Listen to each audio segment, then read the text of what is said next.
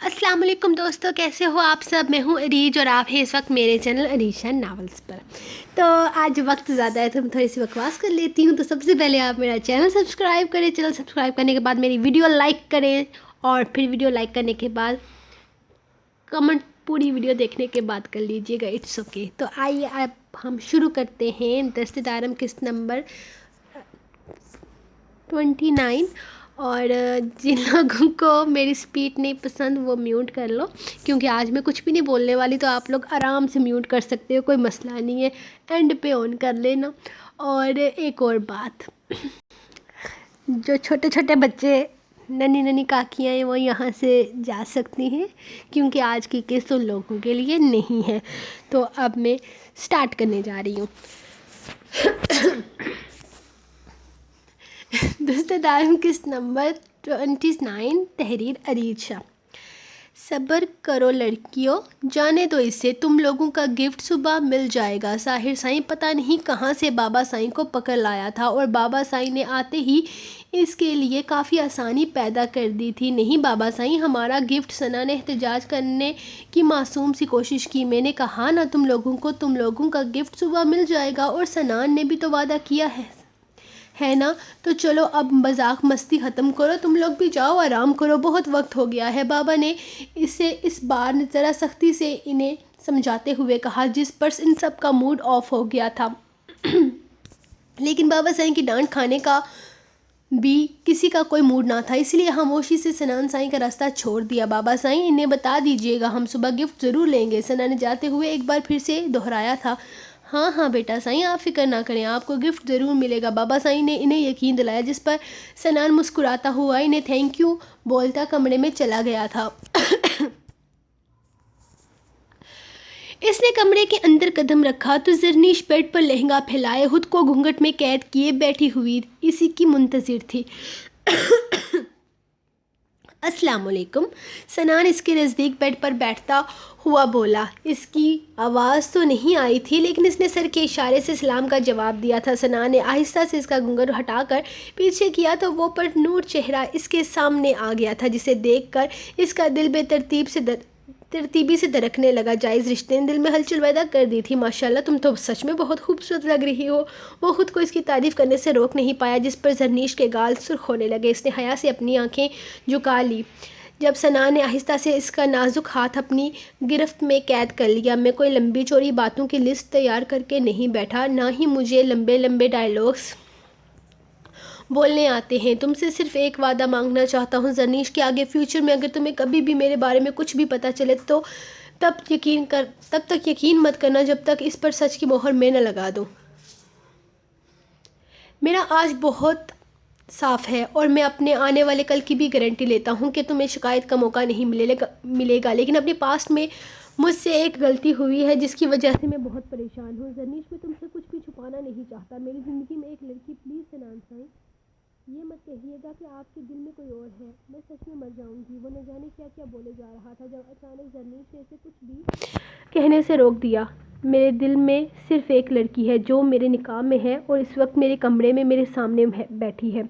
जरनीश, कल तक मैं इस रिश्ते को नहीं समझ पा रहा था, लेकिन तुमसे निकाह होने के बाद मैं अपने और तुम्हारे रिश्ते को बहुत अच्छे तरीके से समझ रहा हूँ। और जिस लड़की के बारे में बात कर रहा हूँ, इस लड़की से मैं कोई मोहब्बत नहीं करता और ना ही मुझे इससे कभी भी मोहब्बत थी। बस मैं चाहता हूँ कि तुम इस लड़की के बारे में सब कुछ जान लो, ताकि बस फिर जाने दे सनान साईं। अगर वो लड़की आपकी ज़िंदगी में कोई अहमियत ही नहीं रखती तो इसके बारे में जानकर मैं क्या करूँगी। मुझे इसके बारे में कुछ भी नहीं जानना, बस अपनी आने वाली ज़िंदगी के बारे में सोचना है। जरनीश इस वक्त किसी और औरत के बारे में बात नहीं करना चाहती थी, इसीलिए इसे मना करते हुए बोली तो सनान बिना कुछ भी बोले शायद राज से इसका गिफ्ट निकालने लगा। दफ़ा करो सारी बातें, हम रोमांटिक बातें करते हैं। सनान इसका हाथ थामते हुए एक खूबसूरत नफीस सी अंगूठी इसकी नाजुक उंगली में पहनाते हुए शरारत से बोला तो इसकी गिरफ्त में कैद जरनीश का हाथ लर्जा, जिसको महसूस करके सनान ने मुस्कुराते हुए इसके हाथ पर अपने लब रखे थे। जरनीश इसकी इस जसारत पर बेड से उठकर दूर खिड़की पर जा रुकी थी। वैसे मुझे नहीं पता था कि मैं इतना रोमांटिक हूँ कि मेरी बीवी मुझसे यूँ भागेगी। इसके नाजुक वजूद को अपनी बाहों में कैद किए वो इसके कानों में सरगोशाना अंदाज में बोला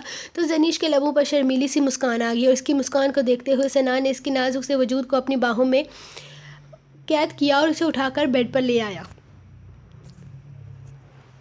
جتنا بھاگنا ہے بھاگ لینا، لیکن آج کی رات میری ہے، میری محبت، میری چاہت سب تمہارے نام۔ میں تم سے وعدہ کرتا ہوں زرنیش، میں کبھی تمہاری زندگی میں کوئی دکھ نہیں آنے دوں گا۔ اس کے چہرے کو اپنے ہاتھوں کے پیالوں میں قید کیے وہ اس کے ماتھے پر اپنے لب رکھتا آہستہ آہستہ ماتھے سے لبوں کا سفر طے کر رہا تھا، جبکہ زرنیش نے مسکراتے ہوئے اپنی آنکھیں بند کر لی۔ وہ پوری طرح اس کی باہوں میں قید ہو چکی تھی۔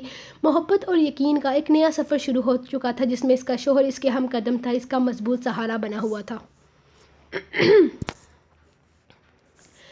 وہ اسے دیکھنے کے لیے کتنا بے چین تھا وہ خود بھی نہیں جانتا تھا۔ ایک ایک قدم کے ساتھ اس کی بے قراری بڑھتی چلی جا رہی تھی۔ ہر لمحے کے ساتھ وہ آنے والے خوبصورت لمحات کا انتظار کر رہا تھا۔ کچھ ہی دیر میں وہ اس کی پناہوں میں آنے والی تھی، اسے اپنی باہوں میں بھر کر اس کے کان میں اپنی محبت کی میٹھی سرگوشیاں کرنے کے لیے۔ اس کا دل بری طرح سے مچل رہا تھا۔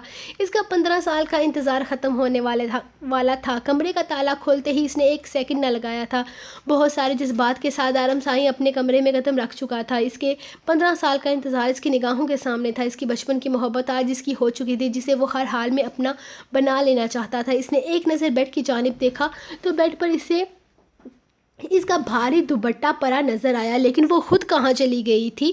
وہ سوچتے ہوئے آگے کی جانب قدم اٹھا رہا تھا جب اچانک چینجنگ روم کا دروازہ کھلا۔ وہ سادہ سے سفید لباس میں اپنے گیلے بالوں کو پھیلائے آئینے کے سامنے جا رکی تھی، جبکہ اسے تو سرے سے نظر انداز کر چکی تھی۔ اس کی اس حرکت نے دارم سائیں کو اچھا خاصا غصہ دلا دیا تھا۔ وہ اس طرح اس کے جذبات کی توہین نہیں کر سکتی تھی، لیکن نہیں، شاید اس کو احساس نہیں تھا اس بات کا، شاید وہ اس کے جذبات کو سمجھ نہیں پائی تھی۔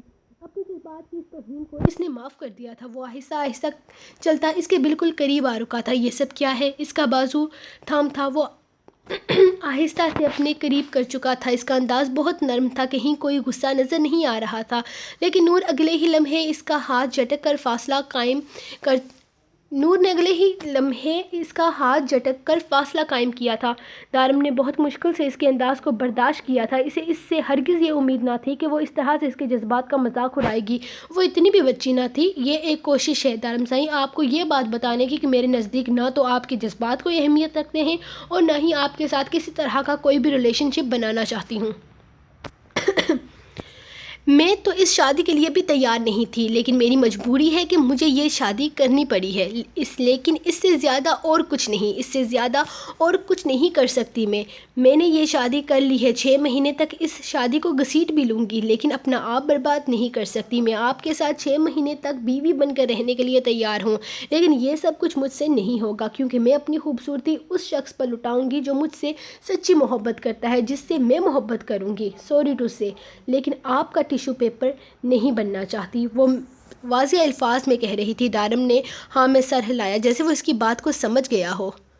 تم میری بیوی ہو جانم سائیں، کوئی ٹیشو پیپر نہیں۔ اور اب بے حد محبت سے اسے مخاطب ہوا تھا۔ پلیز، صرف چند لمحات کی تسکین کے لیے آپ میرے ساتھ یہ دکھاوا مت کریں۔ میں آپ کے ساتھ کوئی تعلق نہیں رکھنا چاہتی، اور اگر آپ نے میرے ساتھ کسی بھی طرح کی زبردستی کرنے کی کوشش کی تو میں چلا چلا کر سب گھر والوں کو اکٹھا کر لوں گی۔ شادی سے پہلے 2 بار آپ نے میرے قریب آنے کی کوشش کی، تب میں نے آپ کو معاف کر دیا کیونکہ میں اس بات کو بڑھانا نہیں چاہتی تھی، لیکن اب بہتر ہوگا کہ آپ میری اس بات کو اچھی طرح سے ذہن نشین کر لیں کہ میں آپ کے ساتھ اس رشتے کو نبھانے میں بالکل بھی انٹرسٹڈ نہیں ہوں، اور بہتر ہوگا کہ آپ بھی فاصلہ بنا کر رکھیں۔ 6 مہینے کے بعد یہ رشتہ ختم ہو جائے گا، اور پھر میں اپنے راستے اور آپ اپنے راستے، اور اگر ان 6 مہینوں میں آپ نے کبھی بھی میرے ساتھ زبردستی کرنے کی کوشش کی تو میں آپ کی عزت مٹی میں ملانے میں 1 سیکنڈ نہیں لگاؤں گی۔ میں ایک بالغ لڑکی ہوں، ہر صحیح غلط کو بہت اچھے طریقے سے سمجھتی ہوں۔ دارم سائیں، آپ شوہر ہونے کے ناطے میرے ساتھ کسی طرح کی زبردستی کرنے کا کوئی حق نہیں رکھتے۔ میں آپ پر ریپ کیس بھی کر سکتی ہوں۔ وہ اسے دمکاتے ہوئے بولی تو دارم کے چہرے پر اس سیریس کنڈیشن میں بھی دلکش مسکراہٹ کھل اٹھی تھی۔ ہنسیں مت، بلکہ یہ سوچ لیجئے کہ اگر ایسا ہوا تو آپ کی بہنوں پر کیا اثر پڑے گا، اور آپ اپنے بھائیوں کے سامنے کس طرح سے سر اٹھائیں گے، اپنے والدین کے سامنے کیا جواب دیں گے؟ آپ پر تو پورا گاؤں بھی فخر کرتا ہے، مشکل ہو جائے گی آپ کے لیے۔ کیوں، صحیح کہہ رہی ہوں نا میں؟ تو دور رہیں مجھ سے، عزت بچی رہے گی آپ کی۔ وہ اس کے سینے پہ ہاتھ رکھتی مصنوعی دھول اڑاتی ہوئی بولی۔ وہ کھیل رہی تھی اس کے ساتھ۔ دارم بہت اچھے طریقے سے سمجھ گیا تھا اس کی بات کو۔ اس کے لہجے میں نور کہیں نہیں تھی، یہ تو سمرا کے الفاظ تھے۔ سمرا جس طرح سے اپنی جس طرح سے چاہتی تھی اس طرح سے اپنی بیٹی کو استعمال کر رہی تھی، اور دارم سائیں اپنی بیوی کو استعمال ہوتے نہیں دیکھ سکتا تھا۔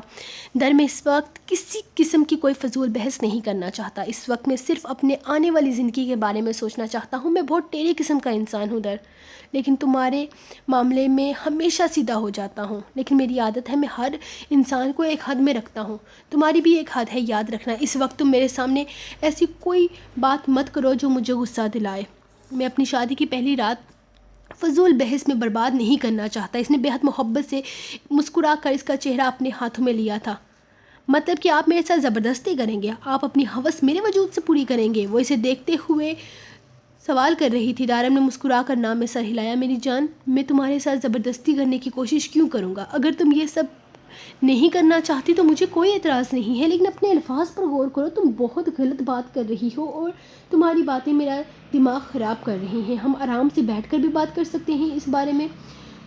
وہ بے حد پیار سے اسے نرمی سے سمجھا رہا تھا۔ آپ میری صحیح اور غلط کو چھوڑیں، فی الحال اپنی بات کریں۔ اگر آپ کو یہ لگتا ہے کہ ان 6 مہینوں میں آپ کو اپنے ساتھ باندھ کر رکھوں گی تو ایسا کچھ نہیں ہے۔ آپ کو پریشان ہونے کی ضرورت نہیں ہے۔ آپ جہاں چاہیں جا کر اپنا دل بہلا سکتے ہیں، جس کے ساتھ چاہیں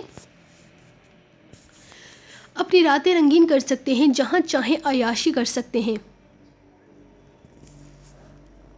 اور ویسے بھی مجھے آپ کے افیئر کے بارے میں بھی سب کچھ پتہ ہے اور مجھے کوئی اعتراض نہیں ہے۔ اگر آپ چاہیں تو اپنی خواہشات جا کر ثنا کے ساتھ پوری چٹاخ۔ اس کے الفاظ ابھی تک منہ میں ہی تھے جب کمرے میں ایک زناٹے دار تھپڑ کی آواز گونجی۔ اگلے ہی لمحے وہ زمین پر پڑی حیرانگی سے اسے دیکھ رہی تھی، جس کی برداشت کی اب یہاں انتہا ہو چکی تھی۔ اس سے پہلے کہ وہ کچھ اور سمجھتی، دارم اس کے بالوں کو اپنی مٹھی میں سختی سے قید کر کے اسے واپس اپنے مقابل کھڑا کر چکا تھا۔ اپنے کردار پر بات برداشت کر لی میں نے، لیکن تمہاری ہمت کیسے ہوئی میرے گھر کی کسی لڑکی کا نام میرے ساتھ جوڑنے کی؟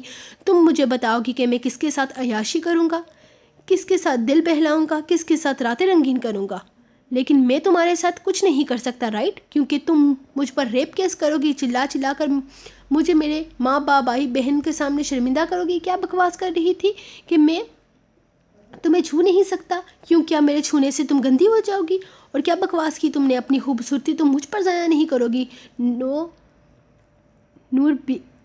بیبی، دارم شاہ کو کچھ زیادہ ہی ہلکے میں لے لیا تم نے۔ بہت سمجھا لیا نرمی سے۔ تم واقعی پیار کی بولی نہیں سمجھ سکتی۔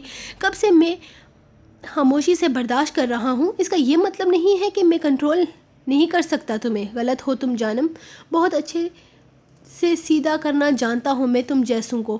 میں صرف یہ دیکھ رہا تھا کہ شاید کہیں کوئی گنجائش نکلتی ہو، لیکن کتنا گند بھرا ہے تمہاری ماں نے تمہارے اندر۔ عجیب گھٹیا عورت ہے، نہ خود اس نے عزت کی زندگی گزاری اور نہ ہی تمہیں گزارنے دے گی۔ لیکن یہ بات تمہیں اس طرح سے سمجھ نہیں آئے گی میری جان، کیونکہ یہ سب کچھ سمجھنے کے لیے تمہیں سیدھا ہونے کی ضرورت ہے، اور تمہیں سیدھا اب میں کروں گا۔ اسے بیڈ پر دھکا دیتے وہ عجیب سے انداز میں مسکرایا اور اپنی شیروانی کے بٹن کھولنے لگا۔ آپ میرے ساتھ زبردستی نہیں کر سکتے، تم غلط ہو میری جان، میں کچھ بھی کر سکتا ہوں، اور یقین کرو دنیا کا کوئی بھی قانون، کوئی بھی طاقت مجھے میرا حق لینے سے نہیں روک سکتی۔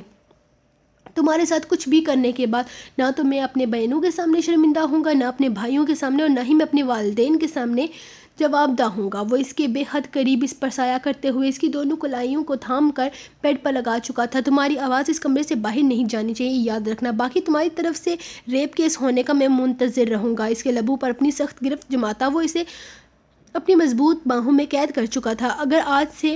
اگر آج تم اپنی دلہن کا خوبصورت روپ میرے لیے رکھتی تو حالات کچھ بہتر ہوتے۔ شاید اس حسن کو دیکھ کر تمہاری بے لگام زبان درازی کو معاف کرنے کے بارے میں سوچتا، لیکن تم اس قابل ہی نہیں ہو۔ اس کی نازک کمر کو اپنے مضبوط گرفت میں جکڑتا وہ اس کے کانوں میں سرگوشی کرتا اسے قید کر چکا تھا۔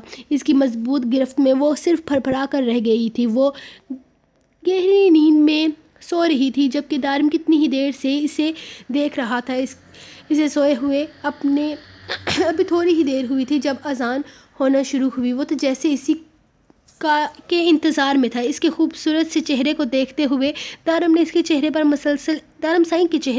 مسلسل ایک مسکراہٹ تھی۔ جانم سائیں، فجر کی نماز ادا کرو۔ اس کے کان پر اپنے لب رکھتے ہوئے سرگوشانہ آواز میں بولا، سونے دے دارم سائیں، آپ نے ساری رات مجھے سونے نہیں دیا۔ وہ اس سے ذرا فاصلے پر ہوتے ہوئے بولی تو اچانک ہی دارم نے اس کے نازک سے وجود کو اپنی باہوں میں بھر کر اپنے بے حد قریب کھینچ لیا۔ ساری رات میں نے نہیں سونے دیا ہے، تم خود ہی نہیں سونا چاہتی تھی۔ اس کے گال پر اپنے لب رکھتے ہوئے وہ سوال کرنے لگا تو نور نے پوری آنکھیں کھول کر حیرانگی سے اسے دیکھا، جبکہ اس کے لبوں پر شرارتی مسکراہٹ نے اسے نگاہیں چرانے پر مجبور کر دیا تھا۔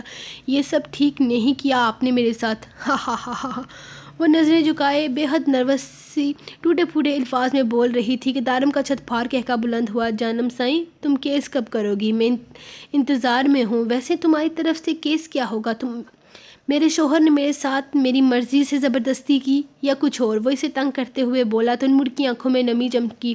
دارم سائیں آپ بہت برے ہیں۔ وہ اس کے قریب سے اٹھی بے حد غصے سے بولی، جب اچانک دارم نے اس کا بازو کھینچ کر اسے واپس اپنے قریب کر لیا۔ ہاں میں بہت برا انسان ہوں اور آئندہ یہ بات یاد رکھنا کہ برا انسان کچھ بھی کر سکتا ہے۔